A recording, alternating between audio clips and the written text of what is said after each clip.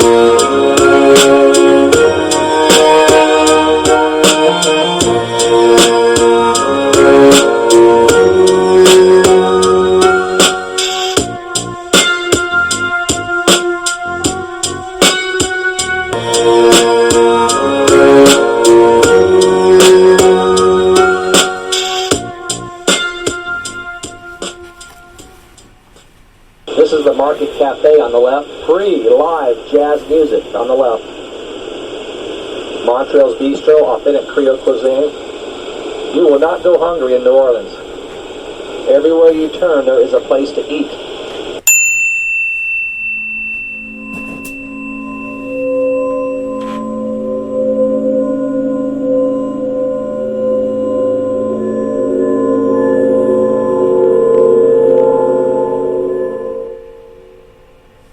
Start off by, let me get your full name. Rhett Charles, spelling R-H-E-T-T, Charles. Well, I came on the department in 1990, where I started as a patrol officer in the 5th District, which is in the Night Ward area where everything happened. From there, it escalated to being in different task force, different units, and eventually went on to the SWAT team. After 95, after being on the SWAT team for 7 years, I went back to patrols for about 13 months, got a little more knowledge of the streets, and was asked to come to the police academy, a position anyone would take. One you would be proud to instruct recruits and put them on the street with your knowledge. Before Katrina, what did you consider, like, say, 2 or 3 craziest things you ever had to deal with? Just everyday patrols, murders. The city was plagued with murders.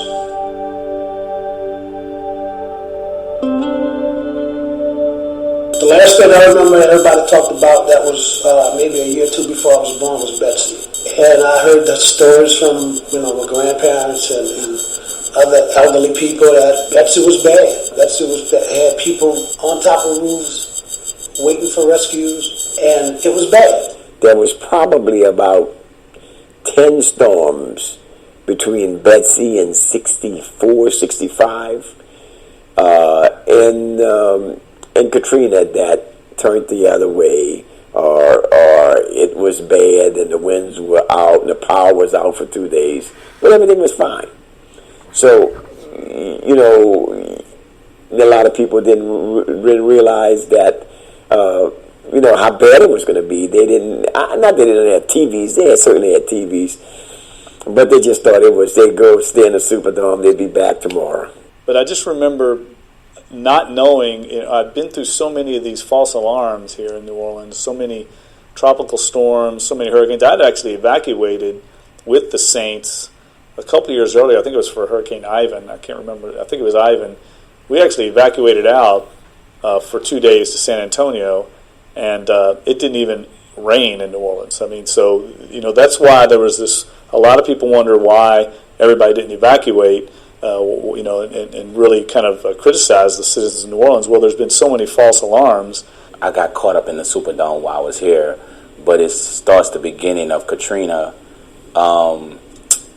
We thought nothing was going to happen. me, my grandmother, and my mom, we was all together, and partial of my family, we was together. And, we had rented a hotel. And it was like, nothing's going to happen, just a little windstorm going to happen. But every hurricane since I've been on the force has been a miss. We get rain, we get water. 2 days later, the city's back to normal.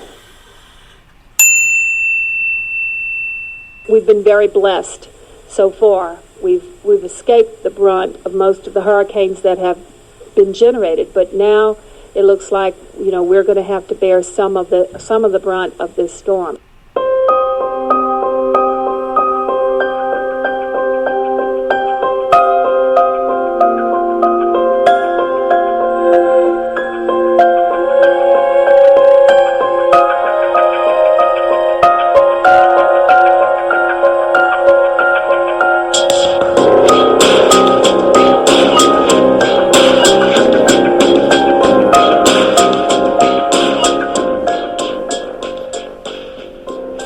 No sooner I walked in the door, a cell phone rings and she's telling me, get Nemo together because they're leaving right now.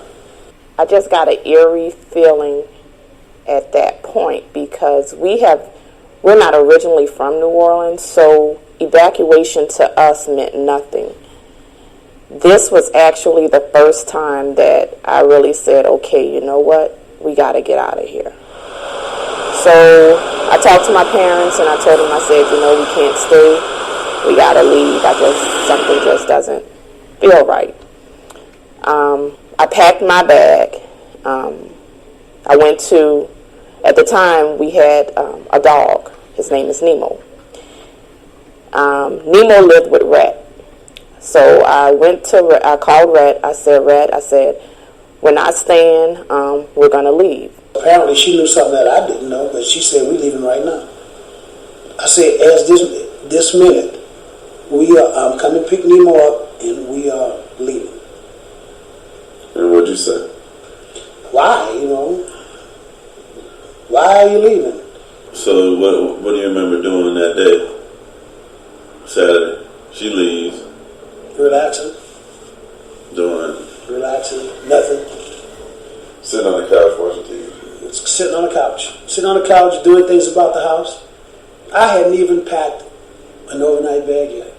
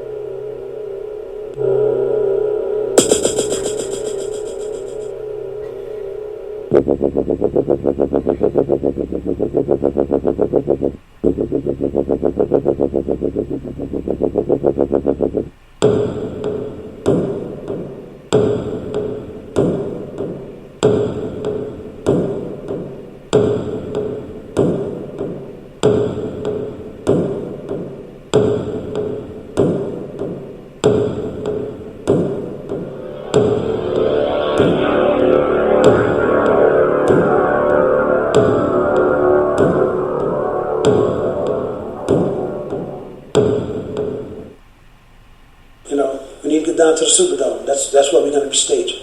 All right, what am I going to take? No, I'll take some underwear. You can never go, you can never take too much underwear. If anything, underwear. I put peanut butter and jelly and the last little bit of bread that I had in my bag with 3 hot sodas. And 3 sodas? 3 sodas. 3 Cokes? 3?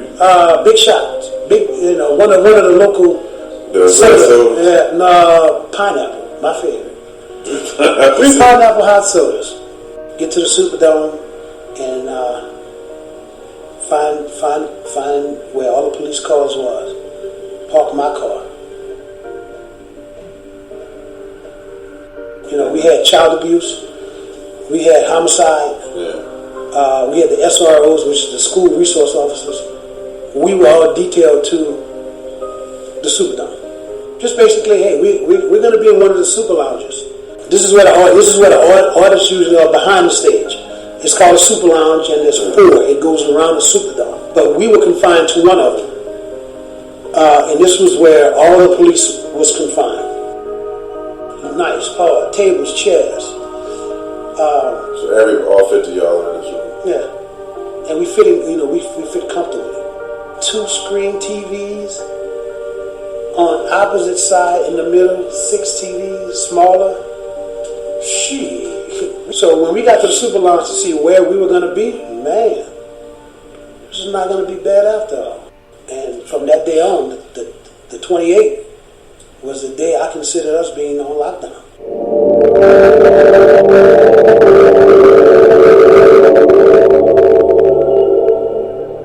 Well, the Superdome serves as a shelter of last resort through previous hurricanes, and really was not designated to be that for Hurricane Katrina. But when the mayor calls the governor and says we're under a mandatory evacuation here, and we've got people that could be dying, and we need to open the Superdome, the governor certainly reacted. But the truth of the matter is, when the storm came, we were having a pool party the night before. And I wasn't on the list at that time, but I volunteered to get on that list, and that's how I moved myself up. I get in, and I get my red coat first, and I get my assignment, which was to register the people. And that kind of started off okay, smoothly, somewhat, but nobody really was in charge. That's it. We had latex gloves and nothing else when we first got there. Our little red vests or latex gloves. I mean, we didn't have scissors. I mean, that would have helped with lots of stuff. We didn't have ink pens. We didn't have anything. We just didn't have flashlights, nothing. Oh, I wasn't prepared at all, because I don't even remember going to any of the trainings. My first assignment, gate A ground level. So basically, I was, to watch people come in and ask them general questions, like, do you have anything to declare, even knives, guns, you throw guns in there just to kind of break the monotony. You hope that nobody say, I have a gun. And as the day wore on, you see longer and longer lines. People had some people look like they actually moved everything out of their house and brought it with them. They were going to what's called the plaza level, which is the first level. I didn't know how people were going to be situated until I actually saw people sitting in the same seats that ticket holders sit in. And now, how can a grown man or a lady sit in a seat and sleep comfortably? But I looked up and I saw people doing it. They were sitting in seats and, head cocked to one side and sleeping. No lights are bright at this time. It feels comfortable. Like a big sleepover. At some point, I hear one of the people in the room say, "Oh shit, man. The power's out. Shit, that's all we need." I tell them to go back to sleep. But you could hear it.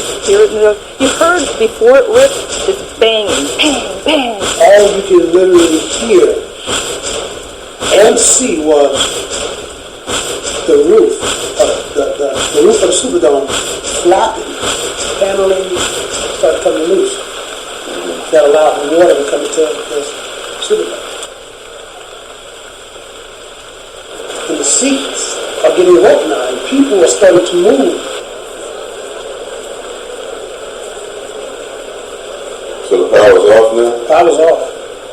Does that mean the lights are completely off? The generator kicked in. Just enough lights for you to get, from A to B. So you had no idea what was going on outside? No, none.